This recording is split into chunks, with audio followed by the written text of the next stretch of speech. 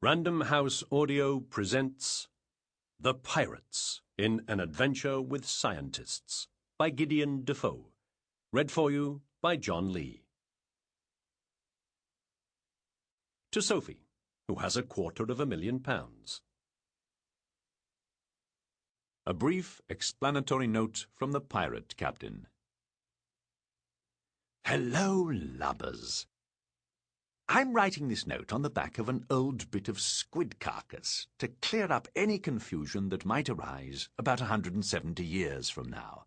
You see, there's a good chance that in your more enlightened times of hoverboards and asymmetrical haircuts, a daring theatrical impresario will have decided to adapt my exciting adventure with scientists into some sort of motion picture to be exhibited at your local zoetrope club. Probably you will notice how the motion picture contains a number of differences from the book you are now listening to. I would like to reassure you that this is not because of any sinister plot to rewrite history. It's simply that certain things are better suited to the page than to the inside of a spinning metal drum. For example, it may be that the villain in said motion picture is Queen Victoria, rather than the diabolical Bishop of Oxford. This is possibly because she is a funnier shape to look at, like a dumpy little toilet roll holder. And perhaps the motion picture contains an entire plot to do with me owning a dodo, which is obviously a ridiculous and unlikely flight of fancy, though I would very much like to own a dodo instead of our idiot parrot Gary, who is, frankly, a nuisance.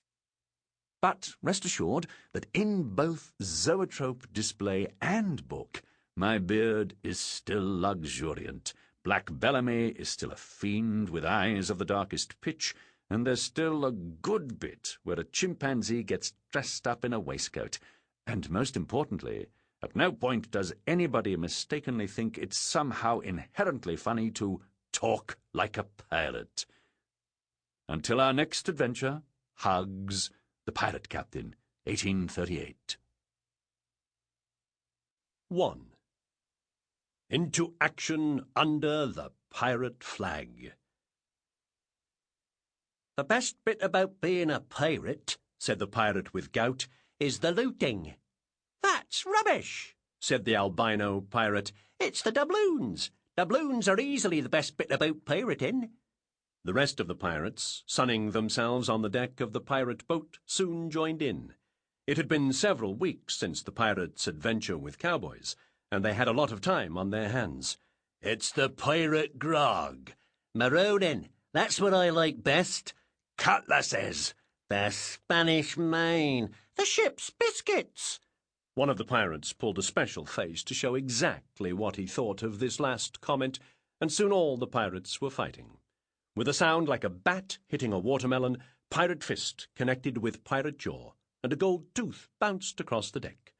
The pirate with gout found himself run through in a grisly manner, and one of the cabin boys accidentally got a shiny pirate hook in the side of the head. It would probably have gone on for hours in this fashion, but both of the heavy wooden doors that led to the downstairs of the boat crashed open, and out onto the deck strode the pirate captain himself.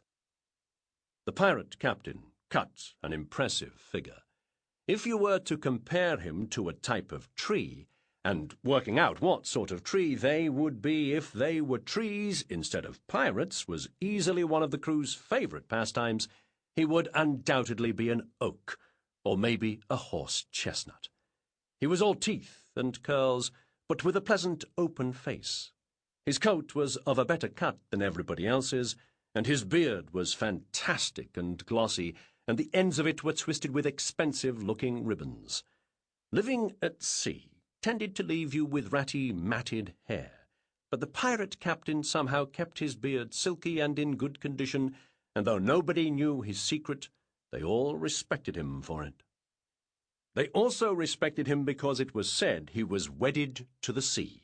A lot of pirates claimed that they were wedded to the sea, but usually this was an excuse, because they couldn't get a girlfriend or they were gay pirates. But in the pirate captain's case, none of his crew doubted he was actually wedded to the sea for a minute. Any of his men would have gladly taken a bullet for him, or even the pointy end of a cutlass. The pirate captain didn't need to do much more than clear his throat and roll his eyes a bit to stop the fighting dead in its tracks. "What's going on, you scurvy knaves?" he bellowed. Pirates were often rude to each other, but without really meaning it, so none of the brawling pirates took being called a scurvy knave too much to heart. "We were just discussing what the best bit about being a pirate is," answered the pirate dressed in green after a bit of an awkward pause. "The best bit about being a pirate?" "Yes, sir. We couldn't quite decide. I mean, it's all good." "The best bit about being a pirate is the shanties." And with the argument settled, the pirate captain strode back into the galley, indicating for the pirate with a scarf to follow. The rest of the crew were left on their own.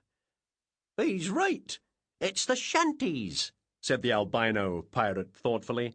One of the other pirates nodded. "They are really good.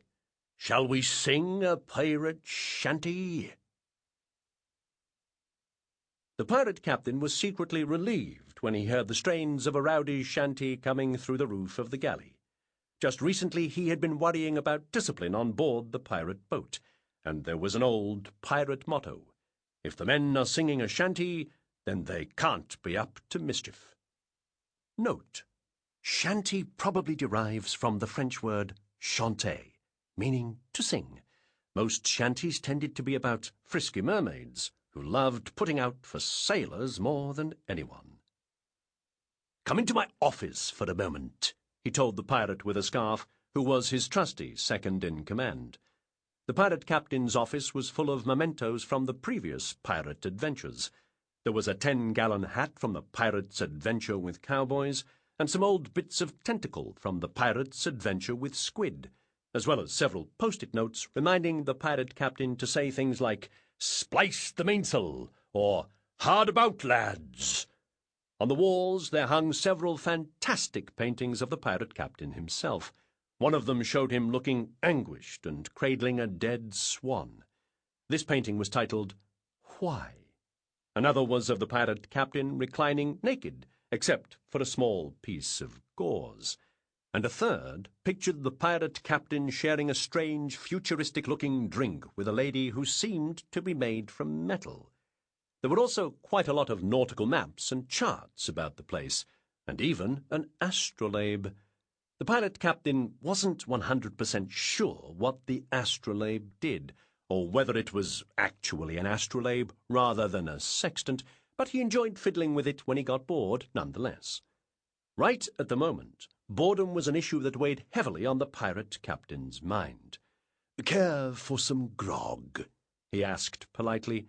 The scarf-wearing pirate wasn't very thirsty, but he said yes anyway, because if you start turning down grog when you're a pirate, it doesn't help your reputation much. "Ship's biscuits? I've got ship's custard creams and ship's bourbons," said the pirate captain. He held out a tin that had a boat painted on it, and the pirate, with a scarf, took a bourbon, because he knew custard creams were the pirate captain's favourites. "What do you think all that brawling was about, number 2? Asked the pirate captain, absent-mindedly seeing how fast he could spin the astrolabe using just one finger.